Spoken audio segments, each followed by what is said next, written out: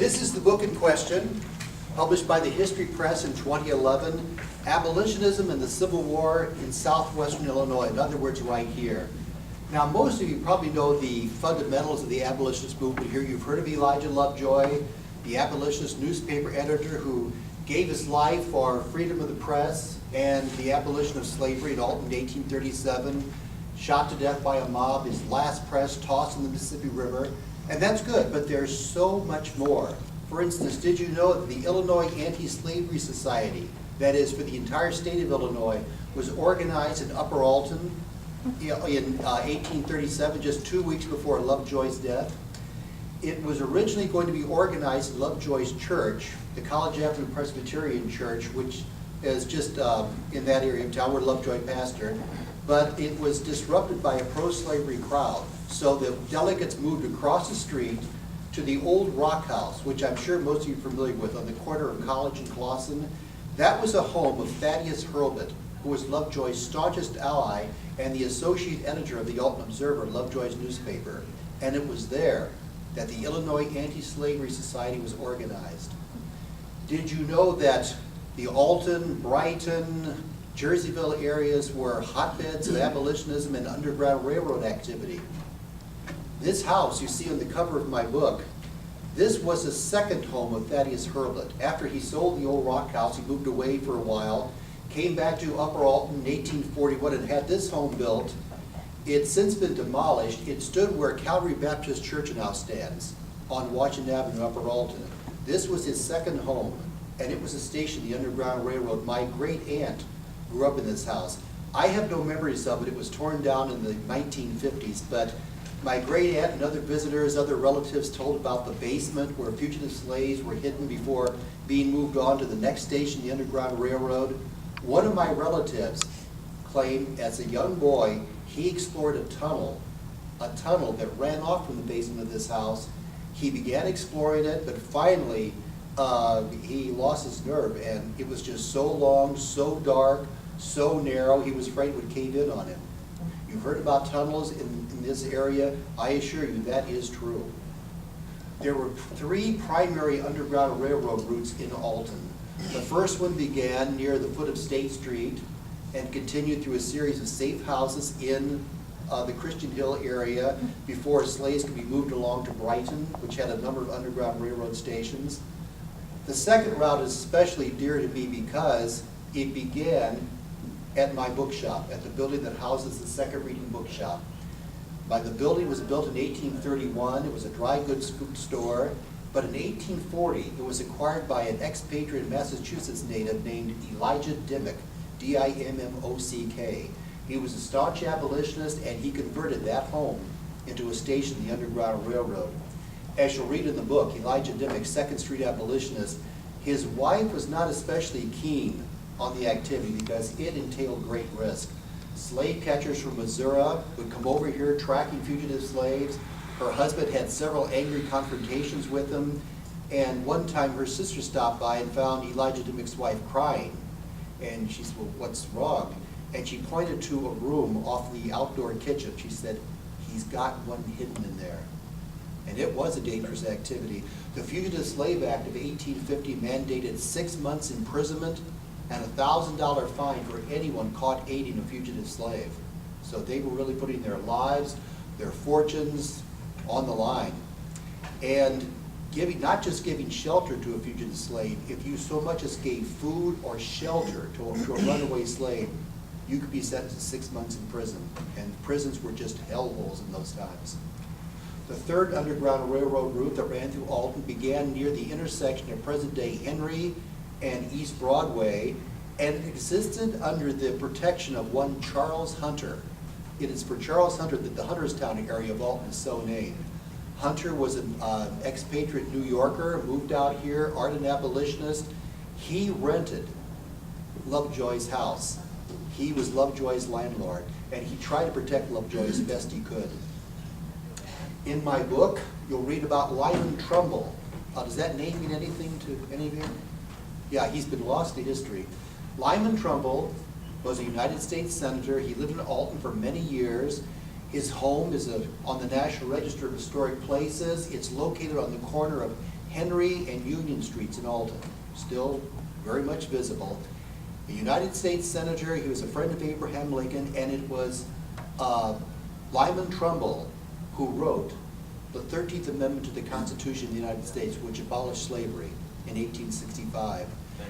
He's also noteworthy for authoring the 1866 Civil Rights Act, which was the first piece of civil rights legislation in our nation's history. It passed after the Civil War because many of the southern states, the ex-Confederate states, were trying to limit the freedom of the newly freed slaves, men, women, and children. They couldn't enforce contracts, couldn't testify in court, couldn't own a firearm.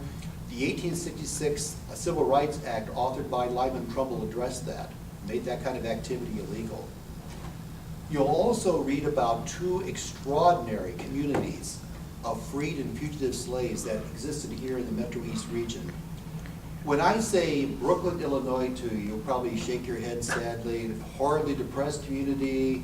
Its main industry is what is euphemistically referred to as adult entertainment, crime-ridden. But the really tragic part is that community has a proud history.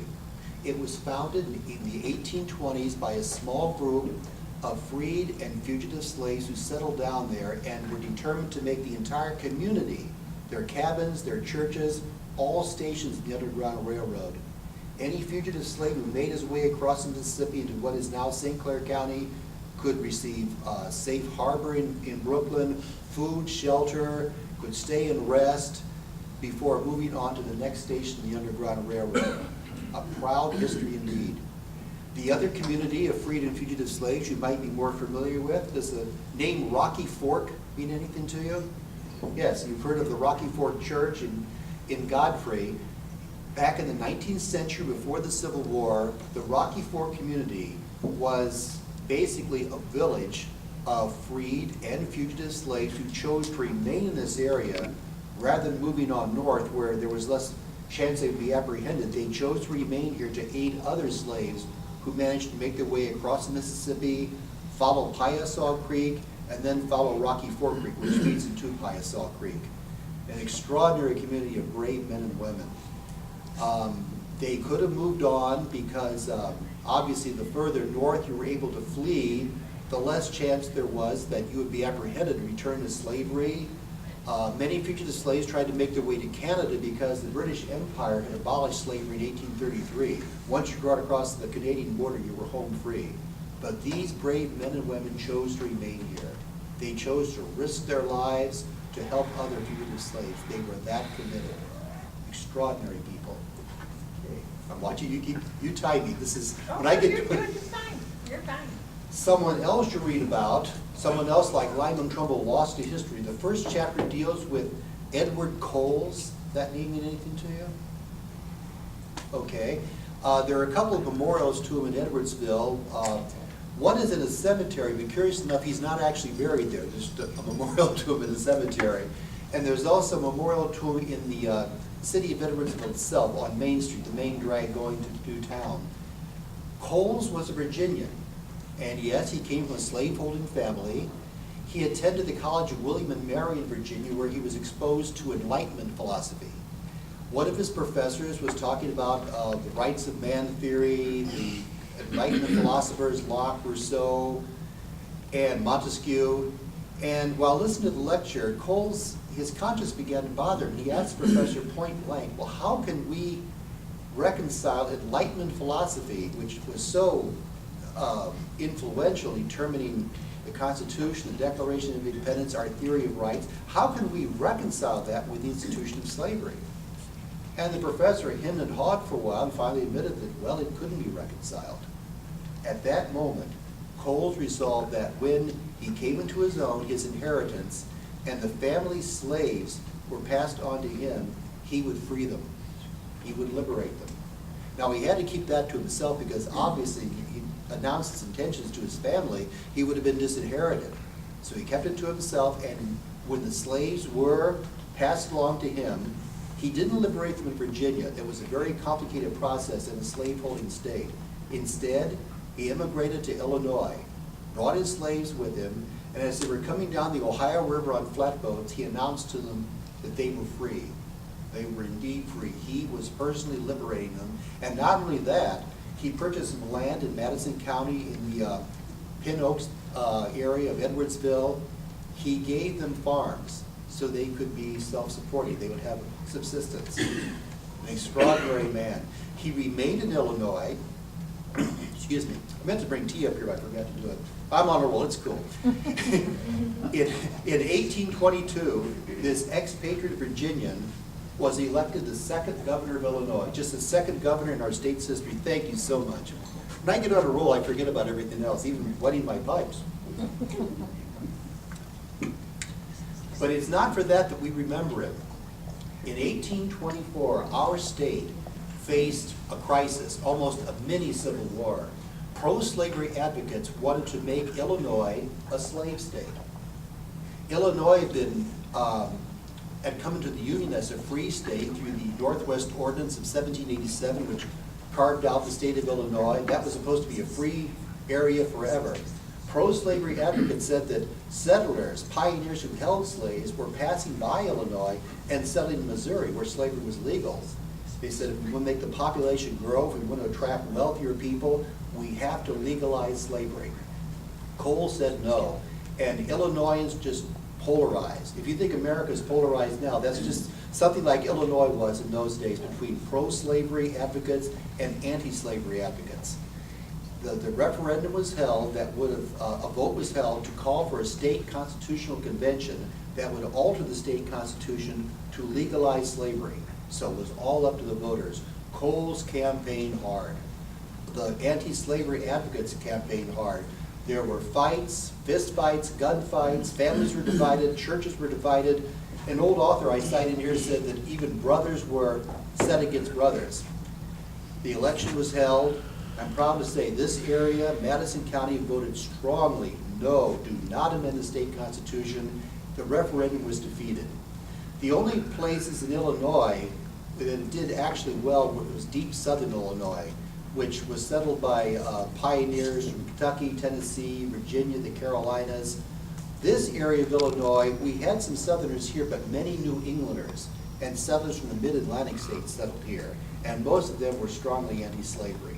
But Edward Coles kept Illinois a free state, and that's why he's so important to us, and he is tied to this area. He settled in Edwardsville for many, many years. And as you'll read, I've never written fiction because for me, nonfiction, real life, is just so much more interesting and so much more ironic. If someone put what I'm going to tell you right now into a screenplay, people would say it was theatrical and unrealistic, but this happened. Edward Coles, a pioneer of the anti-slavery movement, remember his family roots were in Virginia.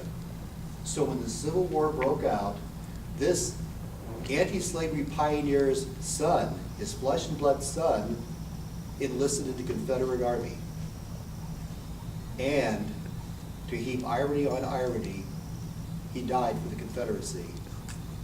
Cole's son died for the Confederacy. The son of an anti-slavery agitator, a human rights pioneer, died fighting for the slaveholding Confederacy.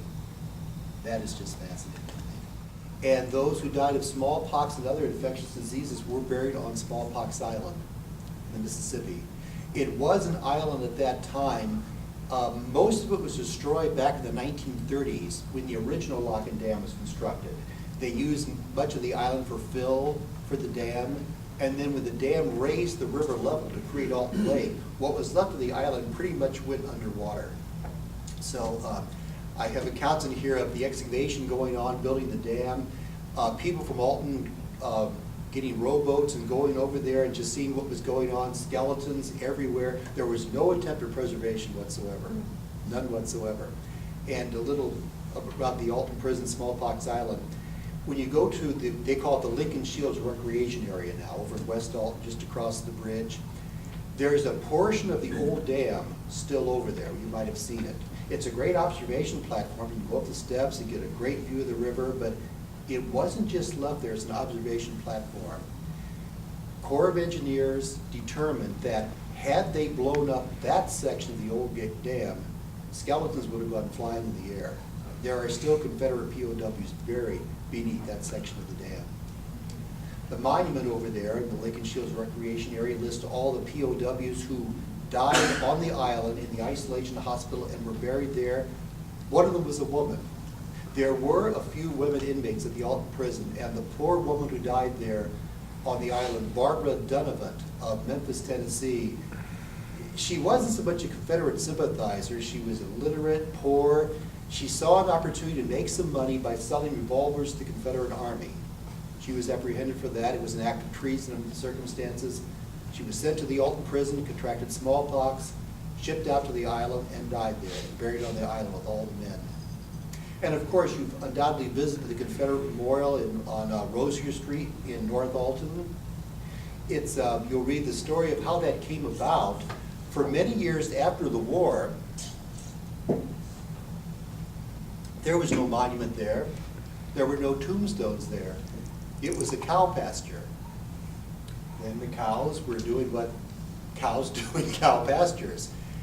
In the early 20th century, Alton had a chapter of the United Daughters of the Confederacy, women who traced their descent from Confederate soldiers. At that time, they probably would have been literally daughters of Confederate soldiers. They thought that was a moral outrage that this graveyard, this unmarked cemetery, was being used as a cow pasture, so they agitated the federal government for a memorial for the men buried there. They had the ground reclaimed, furrowed, sown with grass. They put that fence and that memorial gate you see there. They had a dedication ceremony. And for many years on Confederate Memorial Day, which is the Confederate counterpart to the Union Memorial Day, they would have ceremonies out there. But I thought that was so interesting, a cow pasture, until it was reclaimed by these determined women who thought that was just sacrilegious.